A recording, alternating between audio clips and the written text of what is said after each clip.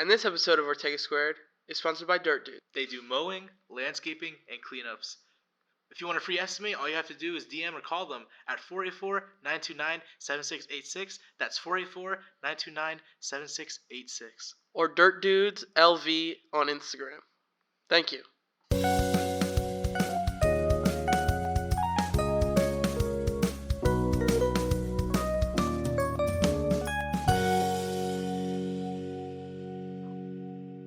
Welcome back to Ortega Squared, the podcast that's influenced by the shows we watched as a kid. I'm here with my co-host, Jaden.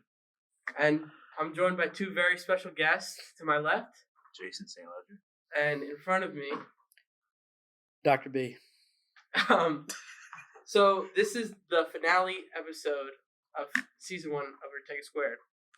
So we're gonna talk about some self-reflection, get into some philosophy. It's gonna be a good episode. Let's get into it. All right, so Jason, introduce yourself a little bit. Who are you? What do you have going on? My name is Jason St. Ledger, AKA Nonchalant. AKA Haitian Demon.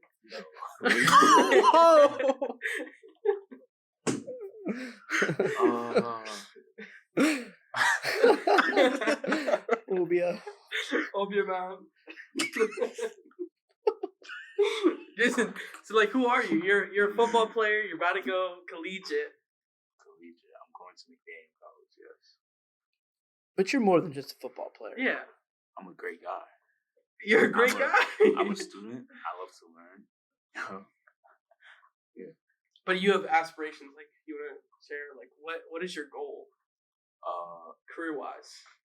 My goal is just to grow up and have a stable job, live in a nice home, nice neighborhood. Yeah. So do you think football is your future? For college, not for after college. For after college, I have this things that I want to do in my life.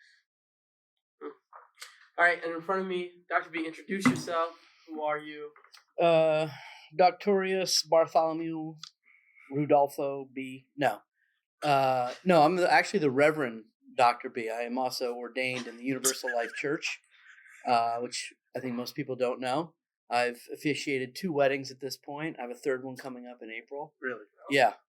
In April? Yeah, next April. Okay. No, I'm former college history professor, published author. I've been on a couple podcasts. I give papers at conferences. I like thinking deeply about things. I like challenging students, to look at where they're at with their own ideas, think through them, and not just accept everything that kind of comes across their plate. So what is your doctorate in? So all my degrees up until my doctorate were specifically in history, right? A BA in history, an MA in early modern European history, and then my PhD I did a little differently. It was a generalized study, more of a classical model, so it was in the humanities. Since this is the final episode, I want to talk a little bit, like I said, self-reflection. How do you guys measure success in your life? Well, ultimately, I think it really boils down to whether someone's proud of what they actually accomplish. Wait, and are you guys proud of what you've accomplished so far? Because me and Jaden are definitely proud of the Ortega Squared podcast. But what are you guys proud of? Yeah, I can say for example, me as a musician myself, all the instruments I've learned personally, especially this year for the spring concert, I learned how to play bass in less than 3 months while teaching another student how to play a drum set for the concert, and it came out really well. That's just me, but I think really measuring success really ultimately comes down to whether, like Angel said, being proud of what you actually accomplished. What do you think is successful in your life right now? I think my academic and my athletic career so far has been very successful for me. I think it's taken me to good places, to how I am as a person, just shaping me to the overall person I am right now. And I think I've been very successful in my career so far. What do you think is better, being the best person you can be, or your athletics and academics? I think being the best person you can, just because that's gonna take you your whole life. being an athlete is not going to last you. That's just like for my college career. It's not going to last me like my whole life and what I want to do. But do you think we're ever the best people we can be? I mean, I think you always have room to improve. I think the best version of myself will be the few moments I have before I die. So I don't. So the one philosopher I've studied, this guy Montaigne, he's a French philosopher. So he was excuse me, a devout Catholic, but also a skeptic. And he wrote this really neat essay called "To Philosophize Is to Die." And basically he's saying, if you aren't thinking through things, if you aren't contemplating death and life and where you're always at, and in constant state of reflection, then you're not on the right path, right? So the reason why I said it's the best version of myself would be moments before I die is because I don't ever think we achieve that, right? I think it's something that we are always pushing towards. And honestly, if you believe in an afterlife, like one version of that could be that this is all preparation for that. So, like, when you die is the point of, like, the most reflection. Yeah, but, and then depending on what belief system you're a part of, you're not done then, even though you died. Like, if anything, and a number of them say you actually begin the more serious component of that development and that cultivation and that growth, because I'm no longer, if I'm dead, I'm no longer distracted by any of the temptations of the earth, right? Like sadness or grief or pleasure or pain or indulgence or greed or any of those things. So, do you think humans benefit from reflecting? Yeah, of course. I don't think there's a such thing as thinking too much about something. I think, yeah, reflection means that you're consciously aware of not just who you are, but who other people are as well. I think I overthink too much. Like, I think that's one of my weaknesses, or some say it might be a strength. My weakness is I care too much. Is that reflect? No, that's a ridiculous cliche. Is I care too much. That's not a thing. Yeah. But I think I'm extremely self-aware. Like, do you think more people should be self-aware? Because I mean, people will go on the internet and just say stupid things, and they don't. No, think commenting about on the consequence. Right.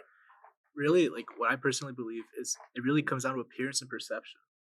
If you're in a public area, for example, and you're talking about self-awareness and you're like, you don't care about what people think about you, you're basically living and go about your day being yourself. You're not changing yourself for anyone. But if you are actually indeed self-aware and you care about what people think about you, you're going to change yourself. You're going to change your habits. You're going to change the way you look to other people, whether it be in speech, your clothes you wear, the things you say. Like I said, Yeah, but I think we'd be lying if we said, like, not every day we think about what someone else is thinking about us. And I think that's what makes us the best people. Because, you're never striving to be just baseline. I don't know. I've seen some people dressed as if they don't really care what anyone thinks anymore.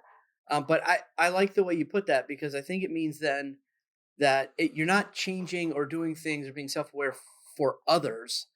It's improving yourself.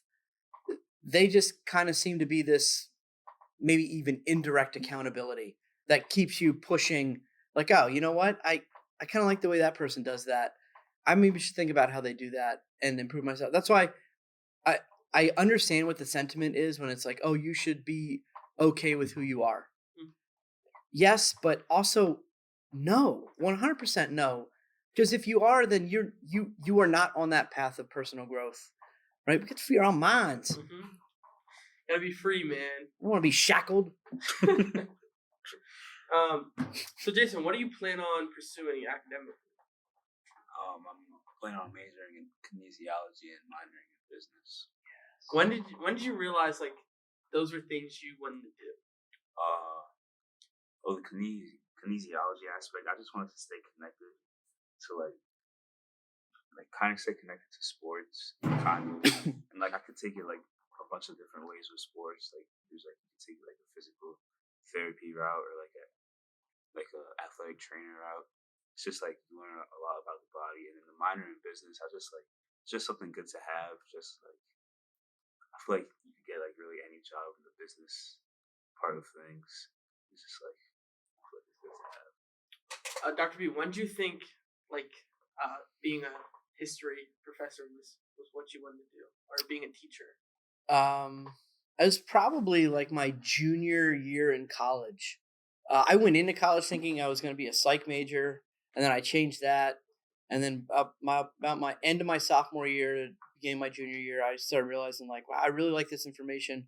But more importantly, like I like working with young people. I like challenging their ideas, and also having my own challenge at the same time. Because I really think that that's one thing that I might not let on is that you guys challenge me, right, to think through what I think and say and how I feel about things, just as much as I'm trying to challenge you.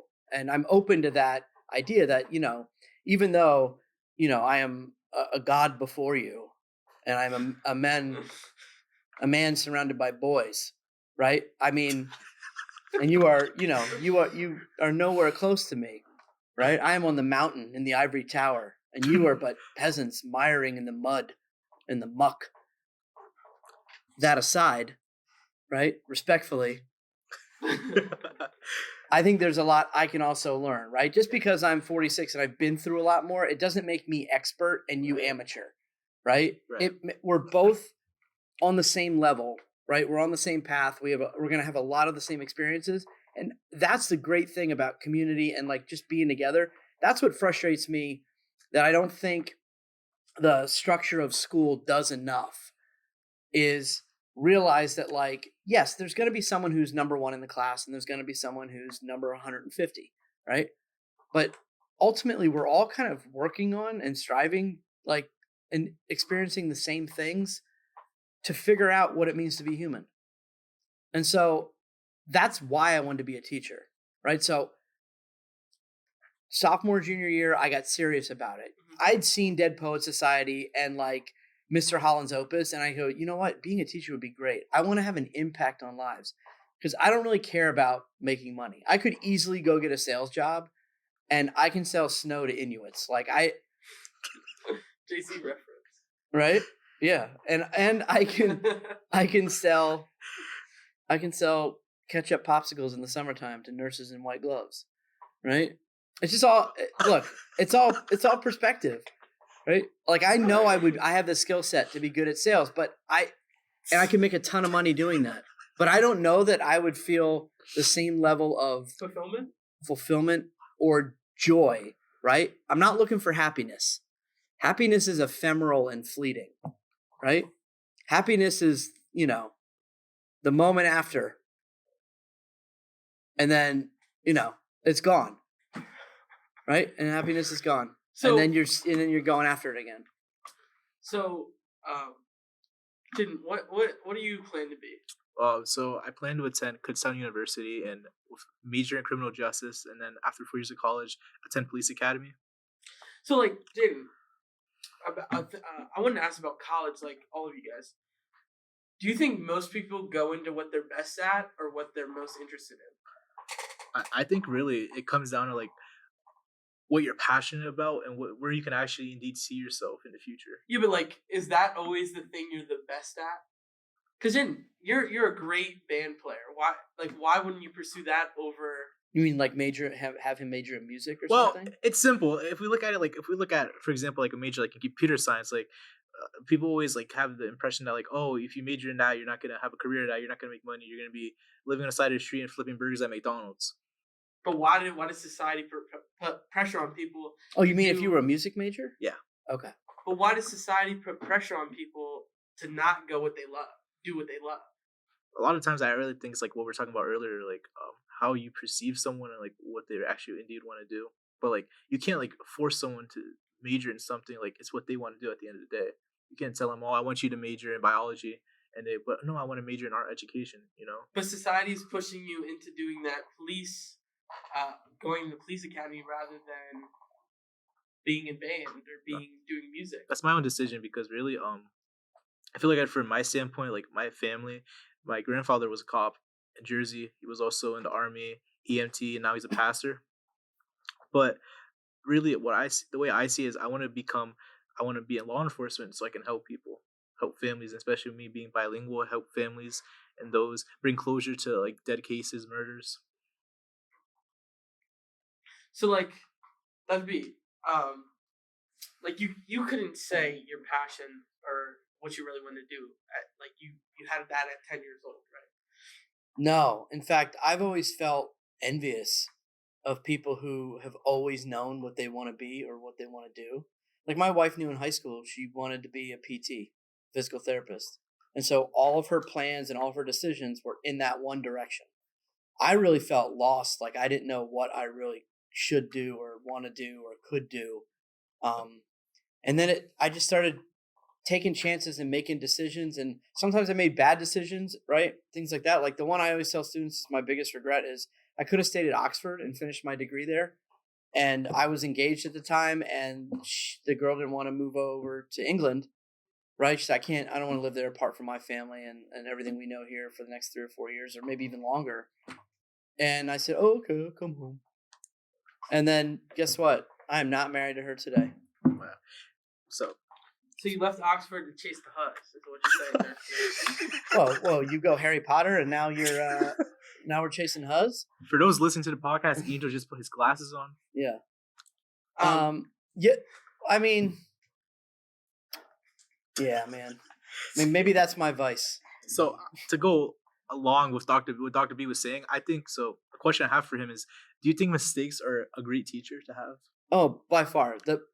Look, I don't say I want you to fail Correct. more, but you learn a lot more in failure than you do in success. Right.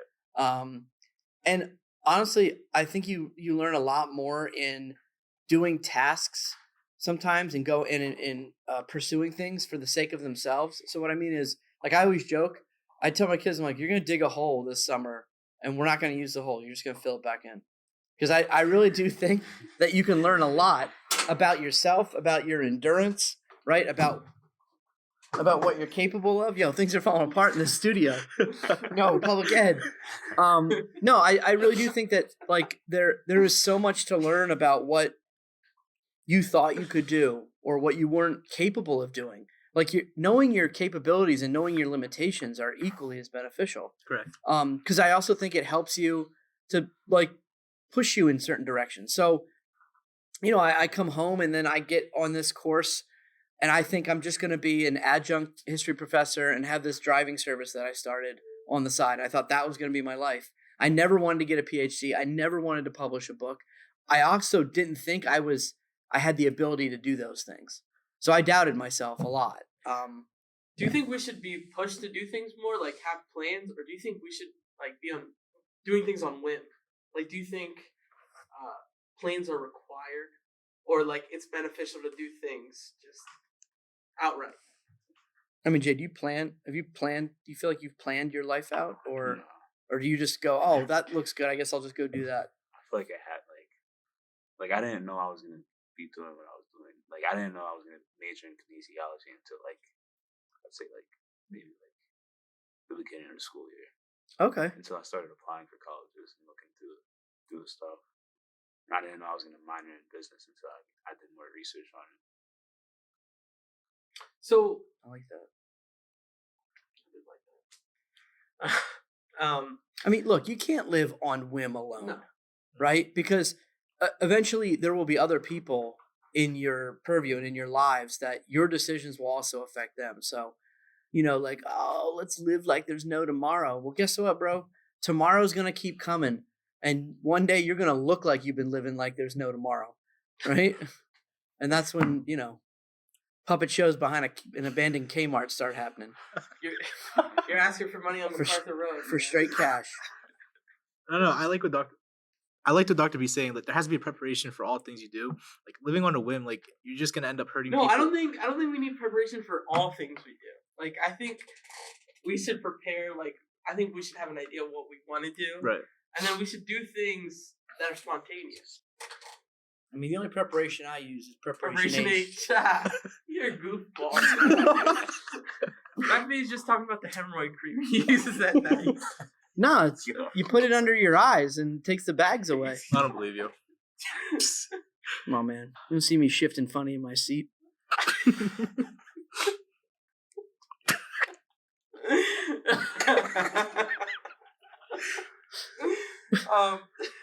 Dr. B, a question I wanted to ask you, teaching wise. Is it hard to push creativity while teaching our curriculum? Yeah, so one of the reasons, so I've taught in every venue at this point. I've taught in, I've been a part of homeschool communities, classical academies, private school, university, and grad school, right? And I did a 2-month stint in juvie, or as I mean the middle school, the Salisbury Middle School. It was my 2 months there. So I've taught at all these different levels, right. But I've realized that like elementary, they won't let you around. Nah. The real kids. Because I'm not certified. What do you? Oh, okay. There's certification. Yeah, there's certification, bro. Come on, 7th through 12th. All right, that's what I have. Okay. Anyway, yo, you believe this? I know. Nobody's gonna listen to this anyway, right? No. So look. Public ed is now, putting food on my table, but I think there's something deeply problematic about public education. I think that the expectation is for the state to shape you into the citizen it wants you to be. And the greatest fear that it has is that you'll wind up coming out a free, independent thinker. But I also think that the curriculums are set up that don't give teachers opportunities unless they're going to buck the system, unless they're going to kind of go rogue and do what they want, right? The best thing to do is, if you're a teacher, is to figure out how to abide by the curriculum, but also give students a taste of this idea of creativity, curiosity, and imagination, because I really do think that largely most of you don't like school because you're disenchanted with the learning process. So, Dr. B, with everything you just said, I actually have a question for you. Do you think the creative quotient is actually severely diminishing due to like tools like artificial intelligence? Yeah, I think creativity will be on the decline, because the one Super Bowl commercial showed that whatever new AI is coming out, this guy appeared to be a graphic designer, yep. And he said, "Oh, I want 4 different versions of this like ad or sign." Why isn't it coming from him? Now, I know these things can serve as aids, but look, human beings largely are about the path of least resistance. And so what is meant to be one thing will become a crutch or be kind of profaned or perverted into something else. And we're already seeing that kind of left and right. Again, I'm not a Luddite, right? I'm not anti-technology. These things have changed our lives, but every time we think it's going to only be used for the good, or people will only use it for what it's meant to be. I mean, the internet's a horrible place. We need to get rid of it, right? Watch a Dave Chappelle skit about the internet. TV rots your brain, and you shouldn't let your kids watch TV until educational TV came across with Sesame Street, which, again, I've read a really interesting book that basically said, hey, thanks Sesame Street for ruining students, because now they think all education is meant to be entertaining as well. Do you think, well, now education has to be entertaining because, students have low attention spans. Do you try to make class entertaining all the time? I mean, I attempt to. I honestly, I know it's not going to reach everybody, and I'm okay with that, right? I mean, when I was teaching college courses in a classroom of 25 people, my hope was that 5 kids got what I was doing. And I'm okay with only hitting those 5. The rest, I'm not feeding pearls to pigs, right? I'm not gonna, if you sit here and you expect me to kind of fill you up with facts,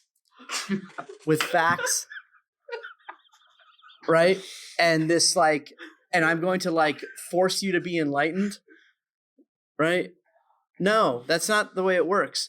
There's a part of you that has to want to learn, and learn with gusto, some level of gusto. You want, right? You don't want to live the life of what? Of mediocrity, of tired desperation. I watched this one kid. I won't name names, but he has sat in the front row on his phone with earbuds in. There's only so many times I can write him up. Every day forever. Almost I don't think I've ever heard him speak in the class once. Never has he raised his hand or asked for help. Yeah. Even laughed at an inappropriate thing that we were watching. A because it was just the timing was yeah, he coincidental. Laughed. It was like someone dying or something. What do you do with that? Yeah. What? How do you? Honestly, I'm okay with cutting my losses. Really? So, like, if I spent all my energy trying to reach that one kid that really could care less, I mean, I'm not using that energy on, like, the 3 people in front of me right now. I mean, you do have to want something out of this. This is a give and take. Like, it's not a one-way street at all. And, I think it should be that way. But Dr. B, you always talk about you weren't like in love with education until like your later years in life. Right. I was a horrible student. I was more concerned with, honestly, with girls and parties and all sorts of stuff like that. Like until I had a couple of professors in college that basically told me to cut the and focus on what's important, right? About being a human being, really thinking through things. Don't take everything, for granted, and don't assume that everything around you is as it should be. This is what it means to learn. And by the way, it's not a school thing. Like this, I really feel like the more that I read and the more that I teach, all of this is shaping not just me as a person, but I do believe it's shaping my soul as well. And so it will help me see blind spots in my own life, right? Where maybe I shouldn't think about something this way or that way. I should be open to learning new perspectives, right? I shouldn't make judgment and blanket statements about, fill in the blank. I wish I would have done it sooner. And then the worst part is when I got to my PhD, I was opened up to this whole other curriculum of great classics and works that I had never been a party to before. And I've missed all that time. And now, so I always feel like I'm playing catch up, like that there's other people that know so much more than I do or are more self-aware than myself. And I'm curious to hear everybody's answer. So was there like an educator that really, stood out to you and really made you enjoy learning? I had a good government AP teacher at Emmaus, Derek Pfeiffer, who then wound up being my kid's principal at St. Thomas More for a brief period of time. That's the first one that stuck out.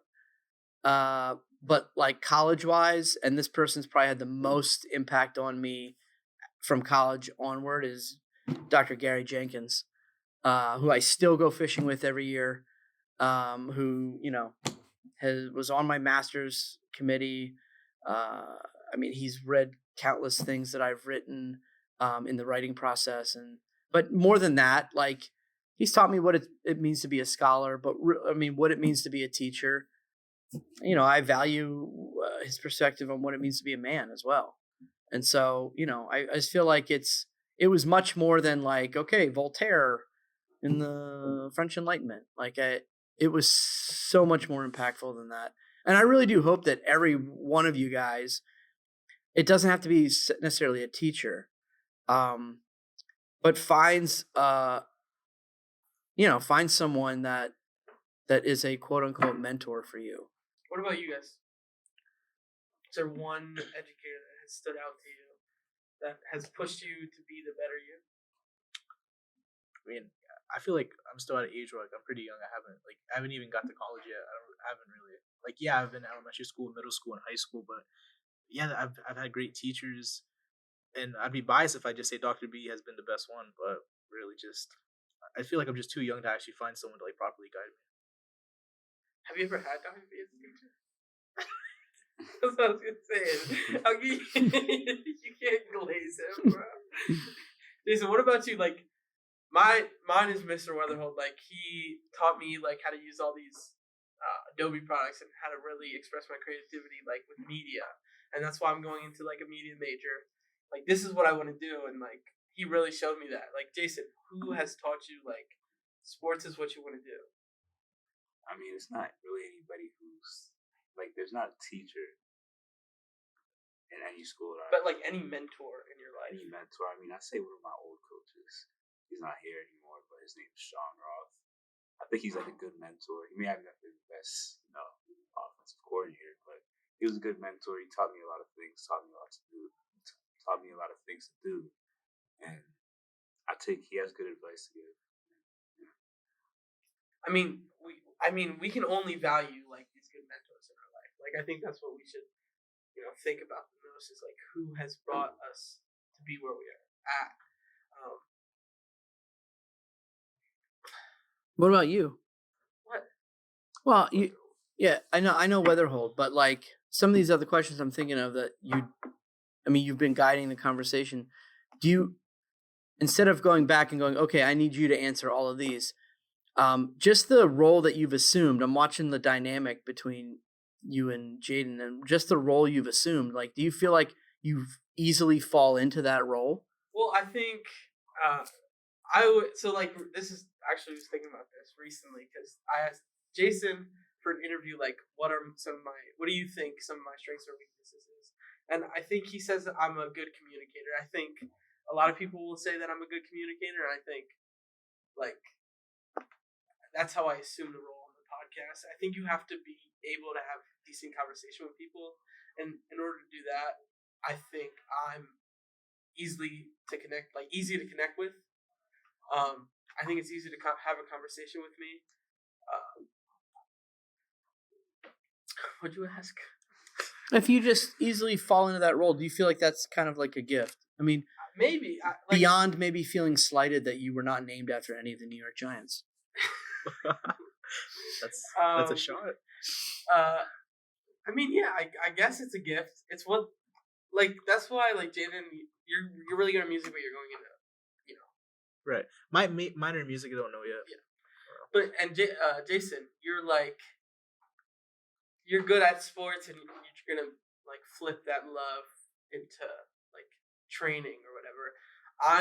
I think I'm doing what I'm the best at, and it's my passion. I think it's like really good, and there's nothing else I would do. But I guess it's because I'm sort of good at it. Talk about self-reflection. I think to be a decent communicator, like I got this wrong when I was interviewing people for the final video I did for the football team. I got it wrong when like the situation wasn't comfortable, because if you're interviewing uncomfortable people who aren't used to that, like they don't sound as genuine as like a genuine conversation does. And I think that really taught me like I need to make this more comfortable. Like we need to ease into it. Like I can't just give you guys a topic.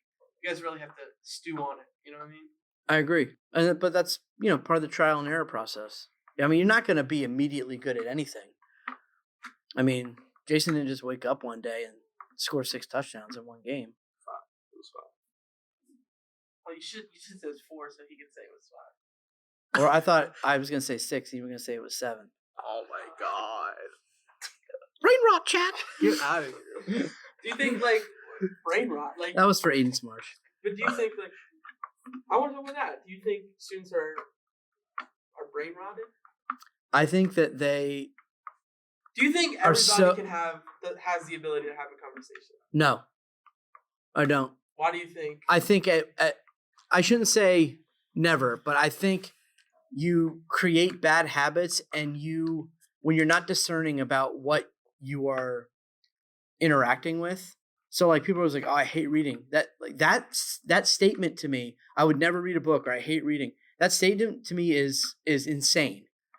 There is the human race has always been surrounded by ideas and books and sharing other people's ideas. I know we have different mediums to share ideas, but we are not using those mediums to just share ideas and have conversations and to like enlighten ourselves. Most of it is mindless dopamine addiction distraction. And so I think it's gotten to a point now where people your age have been conditioned to not be able to be social. I don't think shutdown helped, right? And especially the way it was handled, I think it hurt you guys more than it helped to keep you out of school and things like that. But so is everyone capable? Well, sure, everyone's a human being who at some point is hardwired to communicate. However, I think we're getting to a tipping point where unless we are teaching and showing and exercising and practicing that ability, I think that it will eventually go away. I think that's a great sentiment to end on. Any final thoughts, guys? No. I really enjoyed the conversation.